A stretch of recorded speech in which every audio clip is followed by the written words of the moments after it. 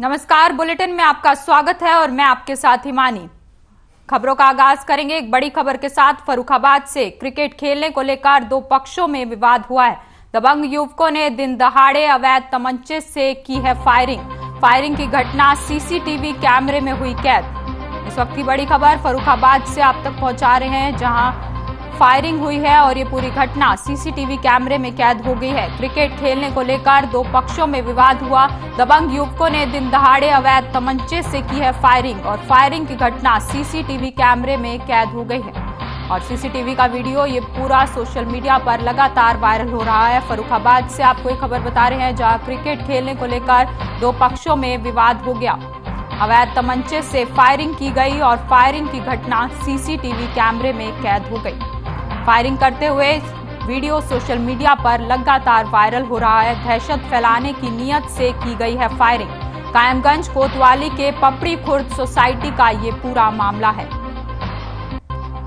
इस वक्त की बड़ी खबर आप तक पहुंचा रहे हैं फर्रुखाबाद से, जहां क्रिकेट खेलने को लेकर दो पक्षों में विवाद हो गया और ये तस्वीरें भी आप तक पहुंचा रहे हैं फर्रुखाबाद से। वहीं इस पूरी घटना का वीडियो सोशल मीडिया पर लगातार वायरल हो रहा है।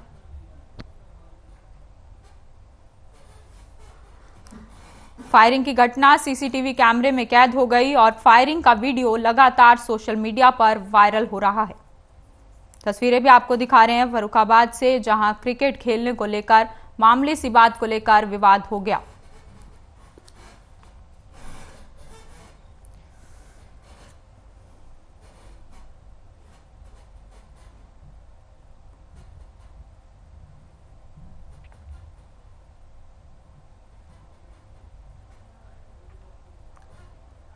फर्रुखाबाद से इस बीच एक बड़ी खबर सामने आ रही है। विश्व हिंदू परिषद ने किया तुलसी पूजन कार्यक्रम का आयोजन। कानपुर संगठन के प्रांत संगठन मंत्री मधुराम रहे मौजूद। तुलसी पूजन पर तुलसी वट वितरित किए गए। नन्हे मुन्ने बच्चों को वितरित किए गए हैं तुलसी के पौधे। तुलसी के दैनिक जीवन में लाभ के बारे में भी बच्चों को बताया गया। फर्रुखाबाद के मारवाड़ी मोहल्ले में पूजन कार्यक्रम का आयोजन किया गया। विश्व हिंदू परिषद की तरफ से ये पूजन कार्यक्रम का आयोजन किया गया है।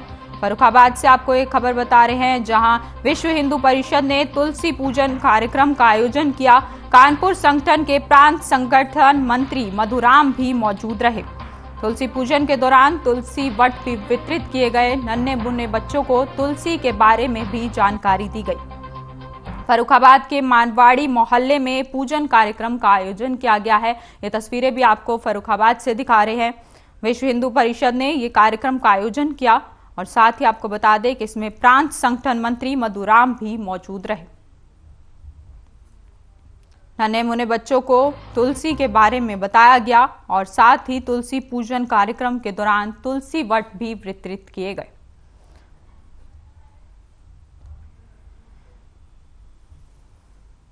तस्वीरें भी दिखा रहे हैं आपको फर्रुखाबाद से, जहां तुलसी पूजन कार्यक्रम का आयोजन किया गया है। आपको बता दें कि ये कार्यक्रम विश्व हिंदू परिषद की तरफ से आयोजित किया गया और इस कार्यक्रम में तुलसी पूजन के दौरान तुलसी वट भी वितरित किए गए। नन्हे मुन्ने बच्चों को ये तुलसी वट वितरित किए गए और साथ ही बच्चों को तुलसी के बारे में जानकारी भी दी गई।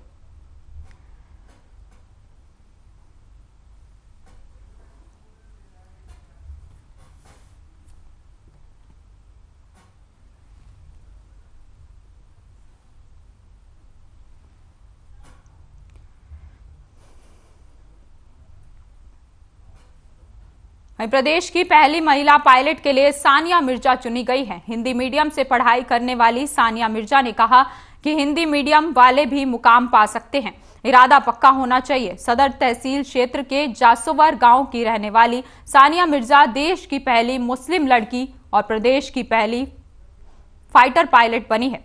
टीवी मैकेनिक शाहिद अली की बेटी सानिया मिर्जा ने एनडीए की परीक्षा पास कर यह मुकाम हासिल किया है। साथ ही उत्तर प्रदेश की पहली महिला हैं जो फाइटर पायलट में जगह बनाई है। 27 दिसंबर को वह पुणे में ज्वाइनिंग कर अपने सपनों की उड़ान को पंख लगाकर मंजिल को प्राप्त करेंगी।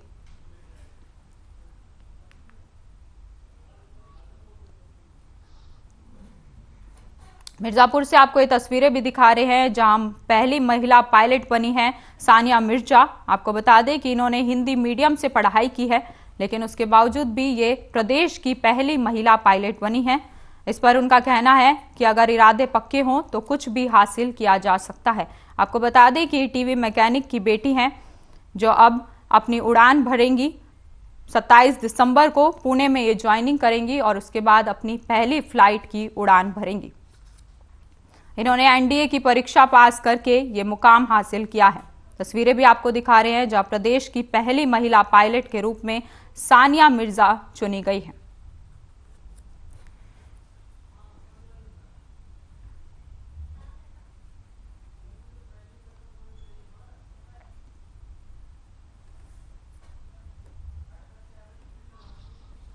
ये तो हम बता नहीं सकते कि हमें इतनी खुशी हो रही है कि हमारी बच्ची ने इस विलेज का और इस माँ का इतना बड़ा मान रखा, सम्मान रखा, जो हम कभी सोच भी नहीं सकते थे। कभी हम लोग भी पढ़ते थे, हम लोग कभी ये सब नहीं कर पाए, पर हमारी बच्ची ने हमारा वो सब कुछ, हमारा मान सम्मान, सपना सब कुछ पूरा कर दिया। हम ये बता नहीं सकते, हमारे पास अल्फाज नहीं है।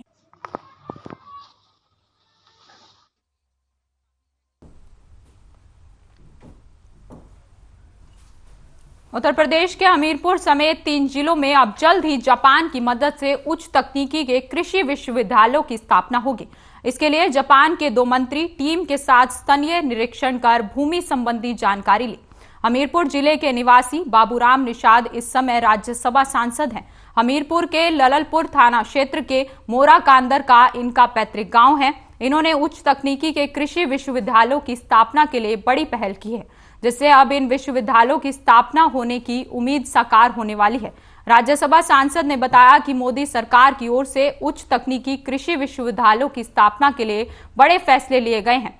उन्नाव अजगैन में भारत आए जापान के रक्षा मंत्री फ्यूजिमल सलोनी के साथ पूर्व आईटी मंत्री नेव काजू टेकमेको को गुलदस्ता देकर राज्यसभा सदस्य बाबूराम निषाद, बीजेपी युवा नेता सूरज त्रिपाठी ने जोरदार स्वागत किया।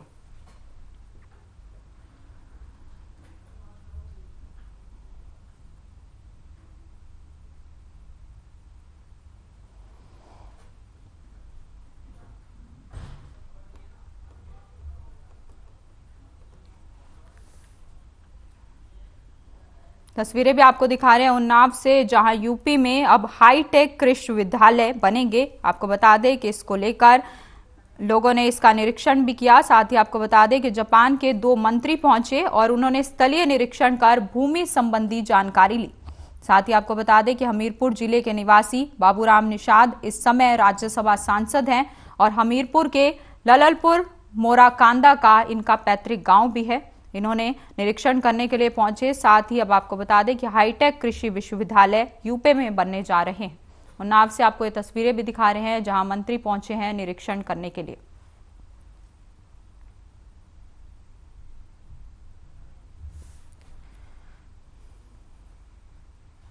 वहीं बुलंदशहर से आपको एक खबर बता रहे हैं जहां सियाना क्षेत्र में डीएम और एसएसपी ने रैन बसेरों का निरीक्षण किया है।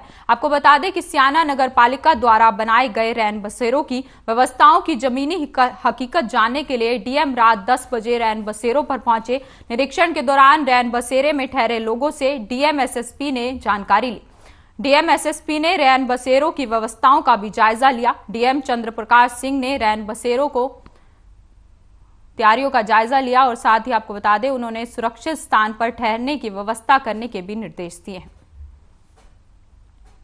बुलंदशहर से आपको ये तस्वीरें भी दिखा रहे हैं जहां डीएम और एसएसपी पहुंचे हैं रैन बसेरों का निरीक्षण करने के लिए। साथ ही आपको बता दें कि उन्होंने पहुंचकर व्यवस्थाओं का जायजा लिया और साथ ही रैन बसेरों की व्यवस्थाओं की जमीनी हकीकत भी जानी।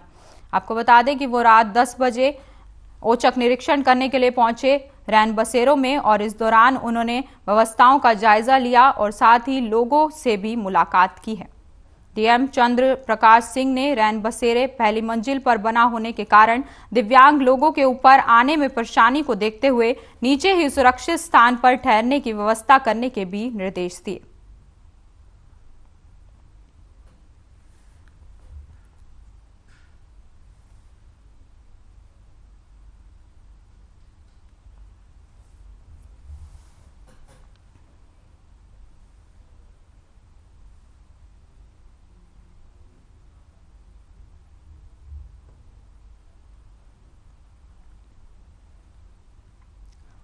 तो ये तस्वीरें भी आपको दिखा रहे हैं बुलंदशहर से, जहां डीएम और एसएसपी ने निरीक्षण किया है। आपको बता दें कि डीएम और एसएसपी निरीक्षण करने पहुंचे हैं रैन बसेरों का। साथ ही उन्होंने यहां पर लोगों से भी मुलाकात की और व्यवस्थाओं का भी जायजा लिया है। साथ ही डीएम और एसएसपी ने निर्देश भी दिए हैं कि दिव्यांग लोगों के ऊपर रहने की व्यवस्था अब नीचे कर दी जाए।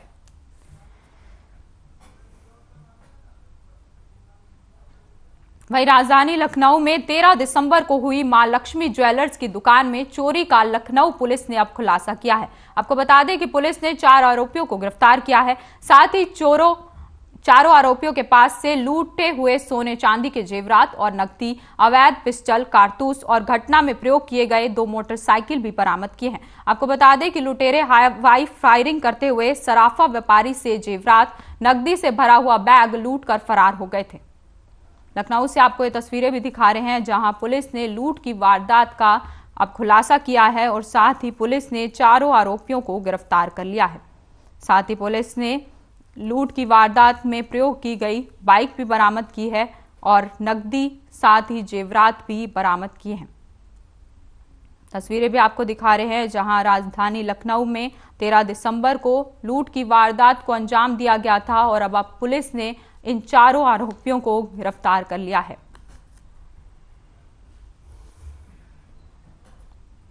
वही खबर बाराबंकी से है, जहां बीजेपी कार्यालय पर पूर्व प्रधानमंत्री अटल बिहारी वाजपेयी की जयंती सुशासन दिवस के रूप पर मनाई गई। इस मौके पर जल शक्ति मंत्री स्वतंत्र देव सिंह शामिल हुए। उन्होंने पूर्व प्रधानमंत्री अटल बिहारी वाजपेयी को पुष्पांजलि अर्पित कर श्रद्धांजलि दी। साथ ही उन्होंने कहा कि बीजेपी बूथ स्तर पर 6 प्रमुख कार्यक्रम मनाती है, उसमें से एक अटल जी की जयंती पर मनाया जाने वाला सुशासन दिवस भी शामिल है। उन्होंने अखिलेश शिवपाल की करीबी पर भी निशाना साधा। उन्होंने कहा कि कौन किसके करीब आ रहा है, इससे बीजेपी को फर्क नहीं पड़ता। हम सब जनता के बीच में रहने वाले लोग हैं और जनता की सेवा में लगे हुए हैं। साथ ही उन्होंने कहा कि बीजेपी जातिवाद की पार्टी नहीं है। अटल जी ने देश का प्रधानमंत्री रहते हुए किसानों के लिए किसान क्रेडिट कार्ड शुरू कराने का ऐतिहासिक कदम उठाया।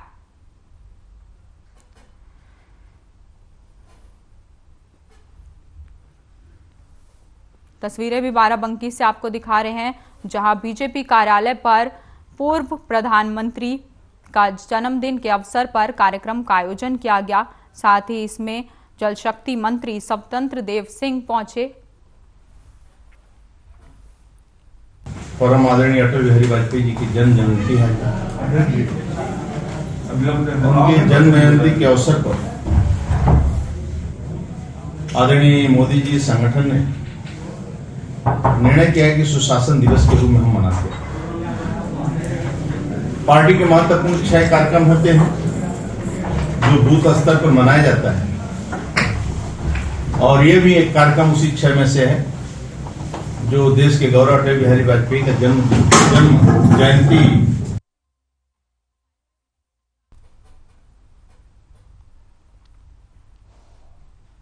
वहीं सपा अध्यक्ष अखिलेश यादव के निर्देश पर सपा प्रतिनिधिमंडल गोरखपुर पहुंचा, जहां उन्होंने खोराबार, सहजनवा और बेलीपार थाना क्षेत्र में हुई घटनाओं के पीड़ितों से मुलाकात कर उन्हें हर संभव मदद का भरोसा दिलाया। इसके साथ ही प्रतिनिधिमंडल ने प्रेस वार्ता कर बताया कि हम लोग खोराबार थाना क्षेत्र के जवाहिर यादव के घर गए।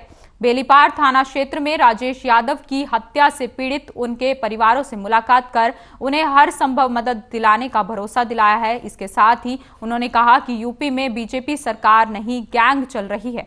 इस गैंग के लोग भेदभाव से कार्य कर रहे हैं। कानपुर के विधायक इरफान सोलंकी को लेकर उन्होंने कहा कि हमारे राष्ट्रीय अध्यक्ष अपने विधायक से मुलाकात करने जेल जाते हैं तो बदलते हुए राजनीति करते हैं।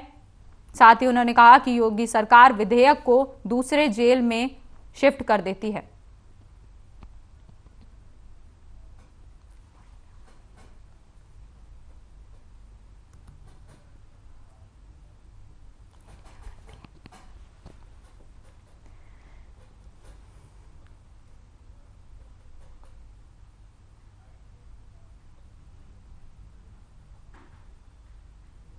दिखाए जेल में गए हैं, लेकिन मेडिकल हुआ और आईपीएस पर एफआईआर हुआ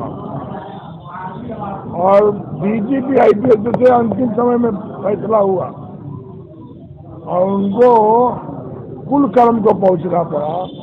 लेकिन यह लड़का जेल में जाने के बाद भी, पहली बार मैं घटना सुन रहा हूँ कि जेल में जाने के बाद जहाँ मेडिकल होता है उस बच्चे को, भोला के भतीजा को मेडिकल मिला। यही हाल यहाँ भी रहा प्रमुख जी के चुनाव में नामांकन के समय। मतलब कहीं से जिसको जो प्रत्याशी उसको आप 3 घंटा पहले बैठा ले रहे हैं। और यहाँ तक हुआ हम लोग पुलिस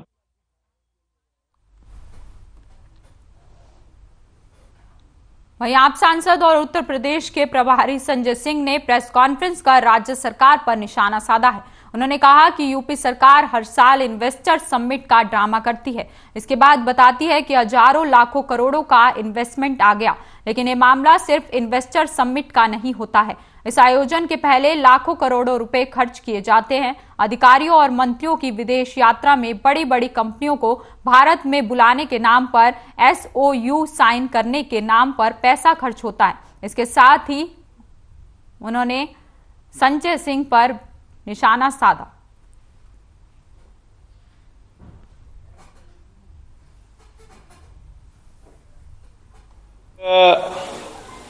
बहुत सारे घोटाले सुने होंगे।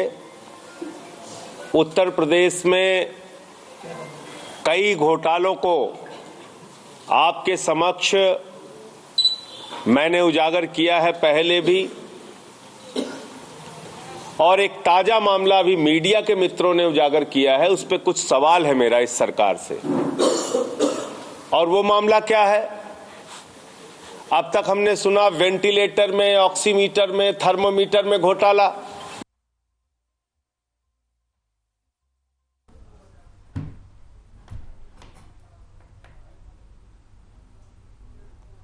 खबर गोरखपुर से है, जहां आशा बहुओं में रोष देखने को मिला। उन्होंने अपनी मांगों को लेकर सीएमओ का घेराव किया और साथ ही सीएमओ द्वारा आशा बहुओं पर गाड़ी चढ़ाने की बात को लेकर जमकर नारेबाजी भी की।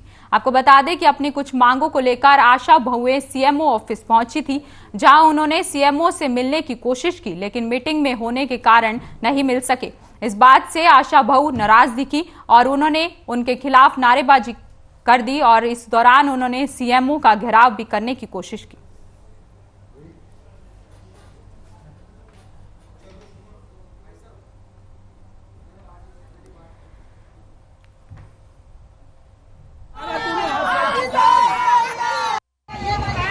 इन लोगों का नियम ये है कि 4 काम का पैसा देंगे और 10 काम फ्री में करवाएंगे। कौन सा लेबर मजदूर ऐसा है जो फ्री में काम करता है? ये हम आसाओं से फ्री में काम करवाने के लिए दिन दहाड़े ये लोग डकैती जैसा ये लोग हम लोगों के साथ व्यवहार कर रहे हैं। दबाव पर दबाव बना रहे हैं।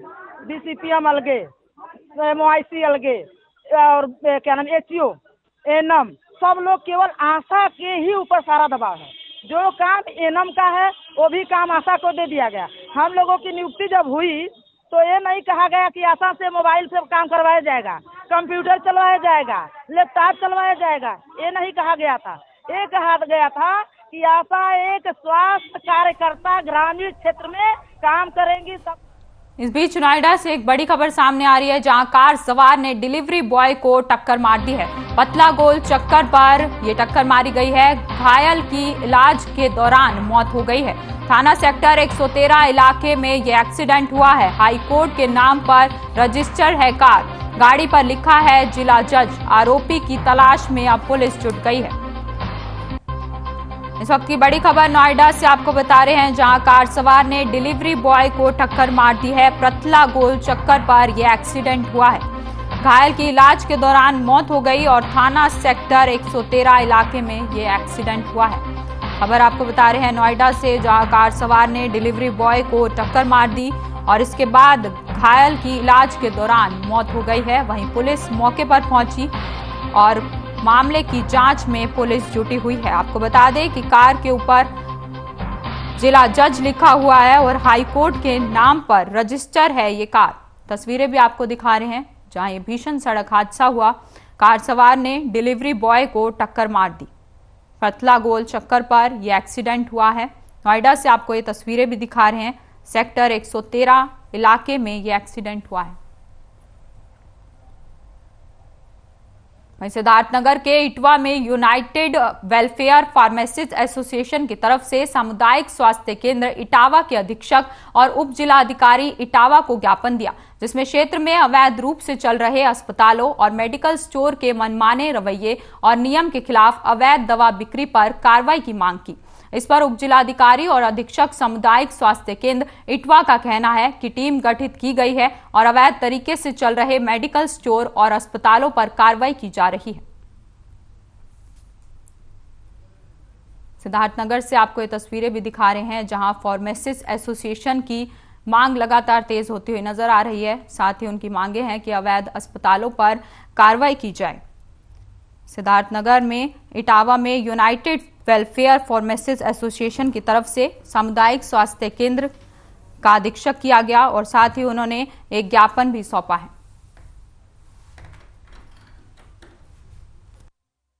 हम लोग आए थे, ज्ञापन दिया गया कि जो अवैध क्लिनिक चलते हैं, जो ये लोकल में बैठ के प्रैक्टिस करना है, उसको बंद कराने के लिए। तो हमारे विभाग के यहाँ से पहले से चल रहा है, सीएमओ साहब ने उसमें मांगा भी है, तो हम उसके लिए लिस्ट बनवा रहे हैं। उनसे भी हमने बोला कि आप लोग सहयोग करिए, उसमें बता दीजिए आपके आसपास में जो प्रैक्टिस, उनका नाम दे दीजिए, उसमें मुंह पर भेजेंगे, फिर वहीं से कार्रवाई होगी।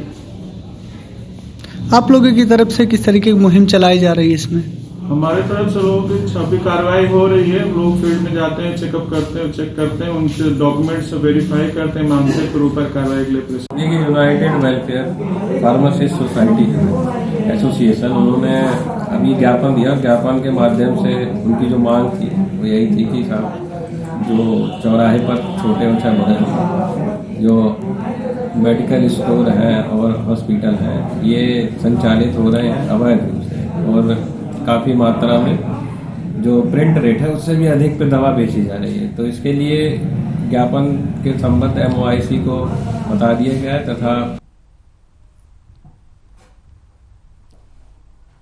नई खबर बरेली से है। आपको खबर बरेली से बता रहे हैं, जहां सिगरेट के पैसे मांगने पर दबंग ने दुकान पर बैठी महिला से गाली गलौज और मारपीट का मामला सामने आया है। पीड़िता बने बताया कि उसका भाई घर के पास ही दुकान चलाता है। कल रात में मोहल्ले का रहने वाला फहीम उसकी दुकान पर सिगरेट खरीदने आया।